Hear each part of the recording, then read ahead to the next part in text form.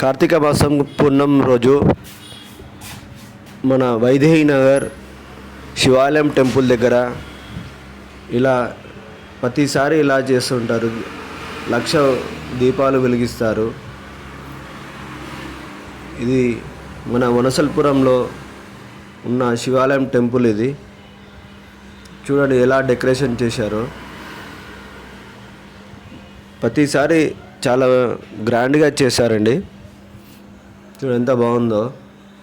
అయితే ఇక్కడ ఉన్న చుట్టూ దీపాలు కదా, అది వచ్చే పబ్లిక్ ఎవరన్నా ముట్టియవచ్చు. చూడండి ఈ ఒత్తులు ఈ దీపాంతాలు ఇవన్నీ ఉంటున్నాయండి. అయితే కాకపోతే ఈ ముట్టించేటప్పుడే చాలా జాగ్రత్తతో ఉండి ముట్టియాలండి. ఆ వీడియో కూడా ఉంది చూడండి లాస్ట్ వరకు. ఎందుకంటే చాలా నిష్టగా ఉండి ఈ శివస్వాములు మాల వేసి ఉంటారు. వీళ్ళంతా శివస్వాములు కలిసి చేస్తారండి ఇదంతా. వీళ్ళంతా చూడండి డెకరేషన్ ఎలా నీట్గా ఉందో. అంటే ఒక శివునివి డయాగ్రామ్ వేశారు విగ్రహం లాగా. మధ్యలో ఓం ఉంటుంది, ముందు స్వస్తిక్ ఉంటుంది, ఈ సైడ్లో ఇది త్రిశూలం అండి.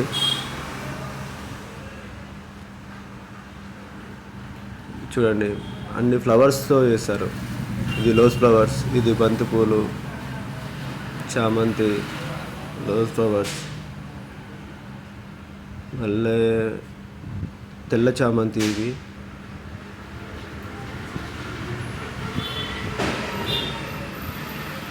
మీకు వీలైతే ఇక్కడ మన వనసల్పురంలో ఉన్న వాళ్ళు ఉంటే ఎప్పుడన్నా మీకు వీలైతే ప్రతి కార్తీక మాసం పౌర్ణమి రోజు ఇలా చేస్తారు. మీకు వీలైతే వచ్చి దర్శించుకొని మీకు వీలైతే దీపం ముట్టియొచ్చండి.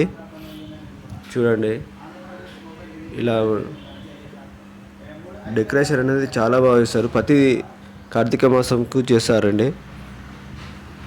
కార్తీక మాసంలో పౌర్ణమి రోజు నాడే ఉంటుందండి. ఇది ఒక రోజు మాత్రం.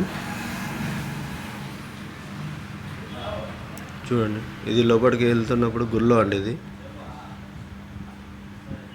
అయితే ఇక్కడ స్పెషల్ ఏంటంటే ఇక్కడ కట్టారు కదా, ఇవన్నీ గడ్డితో తయారు చేసినవి అండి ఇవి. అయితే దేవుణ్ణి ఊరేగింపించినప్పుడు అటు ఇటు తిప్పుతారండి. తిప్పిన తర్వాత అక్కడ మంట పెట్టి అక్కడ వచ్చే విభూతితో బొట్టు ధరిస్తారు అందరూ. అది స్పెషల్ అండి ఇక్కడ. ఓం నమః శివాయ, దేవుని దర్శించుకోండి. ఇది ఎదురుగున్న విగ్రహం అండి గుళ్ళో. మన వైదేహి నగర్ వనసల్పురం దగ్గర ఉన్న శివాలయం టెంపుల్ అండి ఇది.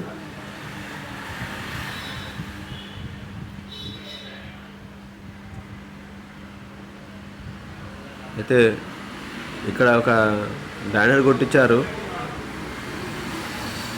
అమ్మాయిలు జీన్స్లు ఇలా టీషర్ట్లు వేసుకొని రావద్దని గుడిలోకి మంచిగా పెట్టారని రూల్స్. గుడికి వెళ్తేప్పుడు పద్ధతిగా వెళ్ళండి. Thank you.